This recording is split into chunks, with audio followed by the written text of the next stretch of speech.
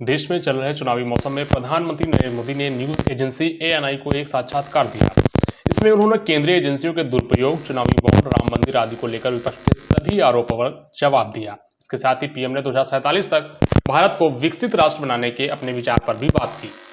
प्रधानमंत्री नरेंद्र मोदी ने कहा कि चुनावी बॉन्ड पर विपक्ष लगातार झूठ फैला रहा है, जबकि जांच एजेंसियों की कार्रवाई में यह बात सामने आई है कि 16 बड़ी कंपनियों ने जो चंदा दिया उसमें से केवल 37% राशि भाजपा को मिली और 63% विपक्षी दलों के खाते में गई। उन्होंने कहा, चुनाव में खर्च होता ही है, सभी पार्टियां करती हैं, इससे कोई इनकार नहीं कर सकता। मैं चाहता था कि हम कोशिश करें कि काले धन से चुनाव को मुक्ति मिले। चुनावी बॉन्ड इसी इरादे से लाया गया था।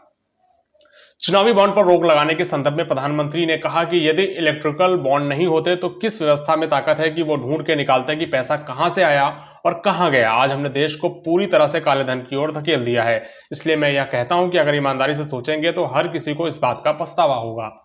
प्रधानमंत्री नरेंद्र मोदी ने इंटरव्यू में केंद्रीय एजेंसियों जैसे ईडी को कार्यशैली को लेकर विपक्ष के आरोपों का भी जवाब दिया। पीएम ने कहा, ईडी आज के समय में बेहतरीन काम कर रही है। एक ईमानदार आदमी को किसी से डरने की जरूरत नहीं है, पर जो भ्रष्टाचार से घिरे हैं उनमें पाप का डर होता है। पीएम ने आगे कहा कि आज कितने विपक्ष के नेता जेल में हैं मुझे कोई नहीं बताता, और क्या ये वही विपक्षी नेता हैं जो सरकार चलाते थे। ये पाप का डर है। आखिर एक ईमानदार व्यक्ति को किस बात का डर। जब मैं मुख्यमंत्री था तब उन्होंने मेरे गृह मंत्री को जेल में डाल दिया था। देश को समझना होगा कि राजनीतिक नेताओं पर ईडी के सिर्फ 3% ही केस ही हैं। 97% मामले उन लोगों पर हैं जो राजनीति से जुड़े नहीं हैं। इस दौरान एक सवाल के जवाब में पीएम ने चुनाव आयोग के पहले की हालात को लेकर कांग्रेस पर तंज कसा। पीएम ने कहा, पहले जो लोग एक परिवार के करीबी होते थे सिर्फ उन्हें ही चुनाव आयुक्त बनाया जाता था, उन्हें बाद में राज्यसभा या अन्य मंत्रालय भी भेजा जाता था। पीएम ने तंज कसते हुए कहा कि लेकिन हम उस स्तर पर काम नहीं कर सकते। भाजपा सरकार चुनाव आयोग में बदलाव के लिए कानून लाई। अपने तीसरे कार्यकाल पर प्रधानमंत्री नरेंद्र मोदी ने कहा कि इसकी तैयारी उन्होंने 2 साल पहले शुरू कर दी थी। वह अगले 100 दिन की कार्ययोजना बनाकर ही मैदान में उतरे हैं। उन्होंने कहा कि मुझे अभी बहुत कुछ करना बाकी है, क्योंकि मैं देख रहा हूं कि मेरे देश की कितनी जरूरतें हैं। मैं हर परिवार के सपनों को पूरा करूं, इसलिए मैं कहता हूं कि यह एक ट्रेलर है।